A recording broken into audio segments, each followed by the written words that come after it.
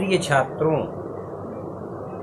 किसी भी विषय के शास्त्रीय ग्रंथ का प्रारंभ करने से पूर्व उसके अनुबंध चतुष्टय अर्थात विषय, अधिकारी, संबंध और प्रयोजन का उल्लेख करना अत्यावश्यक होता है और जिसमें भी प्रयोजन बतलाना सबसे आवश्यक है, क्योंकि प्रयोजनम मनुद्दिश्य मंदोपि न प्रवर्तते।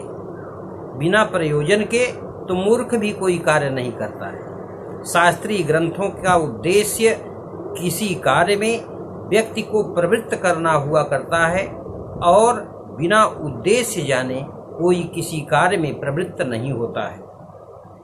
जिसके लिए जो वस्तु उपादेय है वह उसी को पाने के लिए अग्रसर होता है। इस उद्देश्य से आचार्य विश्वनाथ ने साहित्य दर्पण में काव्य का प्रयोजन उपन्यस्त करते हुए कहा है कि चतुर्वर्ग फल प्राप्ति सुखादल्पधियामपि काव्यादेव यतस्तेन तत्स्वरूपं निरूप्यते। सुखात अल्पधियामपि, सुखपूर्वक अल्प बुद्धि वालों को भी काव्यात एव, काव्य से ही चतुर्वर्ग फल प्राप्ति ही, चतुर्वर्ग पुरुषार्थ की प्राप्ति होती है। धर्म, अर्थ, काम और मोक्ष की प्राप्ति होती है।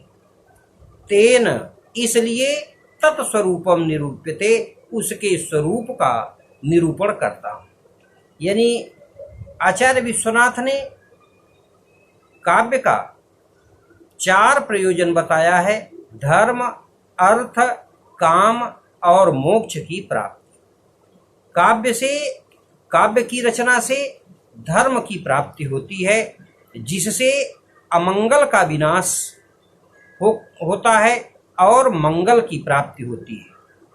कवि किसी देवता विशेष की जो स्तुति करता है या भगवत भक्ति या भक्ति पूर्वक चरित्र वर्णन करता है, उससे अतिशय पुण्य होता है और इससे उसका स्वयं का तथा मानव मात्र का दुख दूर होता है।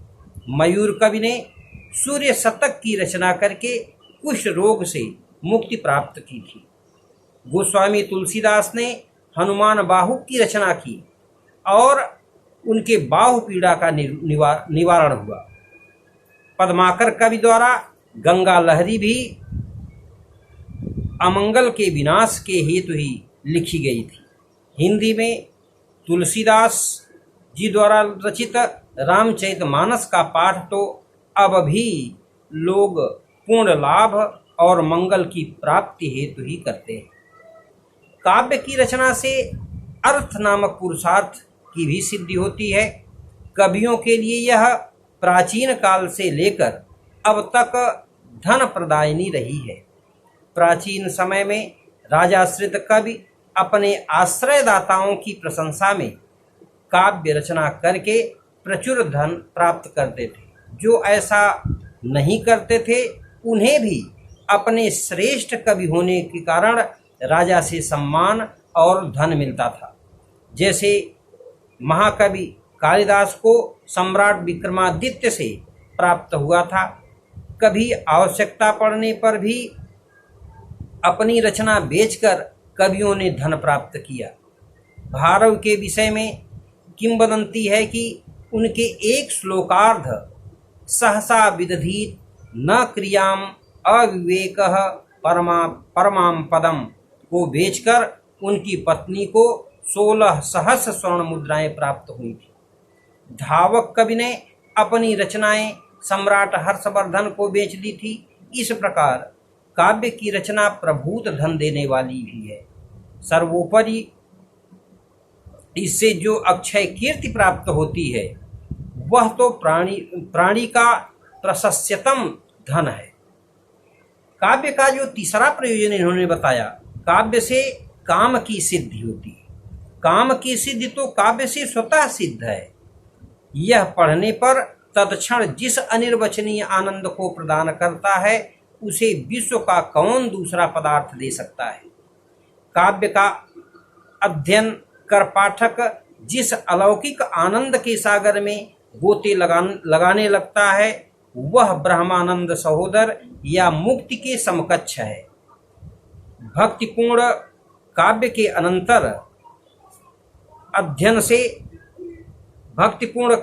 निरंतर अध्ययन से निर्मल मन होकर भगवत भक्ति में निमग्न हो जाता है जो सायुज्य को देने वाली है। इस प्रकार काव्य से धर्म की प्राप्ति, अर्थ की प्राप्ति, काम की प्राप्ति और मोक्ष की प्राप्ति हो जाती है। प्रिय छात्रों, काव्य से धर्म की प्राप्ति तो भगवान नारायण के चरण कमलों की स्तुति आदि के द्वारा तथा एकः शब्दः सम्यक् ज्ञातः सुप्रयुक्तः स्वर्गे लोके च कामधुग् भवति। एक भी शब्द यदि सप्रयुक्त और सम्यक ज्ञात हो तो वह इहलोक और परलोक में समस्त कामनाओं को पूर्ण करने वाला होता है इत्यादि वेद वाक्यों के द्वारा सुप्रसिद्ध है। काव्य से जो अर्थ की प्राप्ति तो प्रत्यक्ष देखी जाती है, काम की प्राप्ति अर्थ के द्वारा हो जाती है और मोक्ष की प्राप्ति इसके पश्चात मोक्ष की प्राप्ति अर्थात काव्य के द्वारा उत्पन्न धर्म के फल का परित्याग कर देने से हो सकती है अथवा मोक्ष के उपयोगी उपनिषद आदि वाक्यों में प्रयुक्त में व्युत्पत्ति उत्पन्न करने के द्वारा काव्य उसका कारण बनता है। वेद शास्त्रों में चतुर्वर्ग की प्राप्ति तो उसके नीरस होने के कारण परिणत बुद्धि वालों को भी दुख से होती है, किंतु परमानंद का जनक होने से सुकुमार बुद्धि वालों को भी सुखपूर्वक काव्य से ही चतुर्वर्ग फल की प्राप्ति होती है। यदि तो इस पर एक प्रश्न ये बनता है कि तो परिपक्व बुद्धि वाले वेद शास्त्रों के होते हुए काव्य में प्रयत्न क्यों करें? ऐसा नहीं कहना चाहिए। कड़वी दवा से शांत होने वाला रोग यदि शीत शर्करा यानी मिश्री से शांत होने लगे तो भला कौन रोगी श्वेत शर्करा को ग्रहण करना अधिक पसंद करेगा? इतना ही क्यों, काव्य की उपादेयता के विषय में तो अग्नि पुराण में भी कहा गया है कि नरत्वं दुर्लभम लोके विद्या तत्र सुदुर्लभा कवित्वं दुर्लभम तत्र शक्तिस्तत्र सुदुर्लभा। पहले तो संसार में मानव जन्म दुर्लभ है, उससे भी दुर्लभ है विद्या प्राप्त होना और उससे भी दुर्लभ है कवित्व और कवि प्रतिभा प्राप्त होना तो अत्यंत ही दुर्लभ है, ऐसा अग्नि पुराण में कहा गया है। तथा नाट्य अर्थात दृश्य काव्य धर्म अर्थ और काम इन तीनों का साधक होता है। त्रिवर्ग साधनम नाट्यम ऐसा कहा गया है।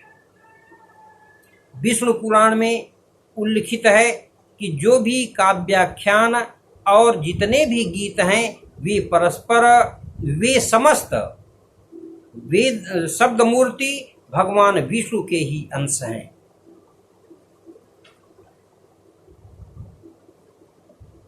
इस प्रकार आचार्य विश्वनाथ ने काव्य प्रयोजन बताते हुए धर्म अर्थ काम और मोक्ष की प्राप्ति ये चार प्रयोजन काव्य का बताया है।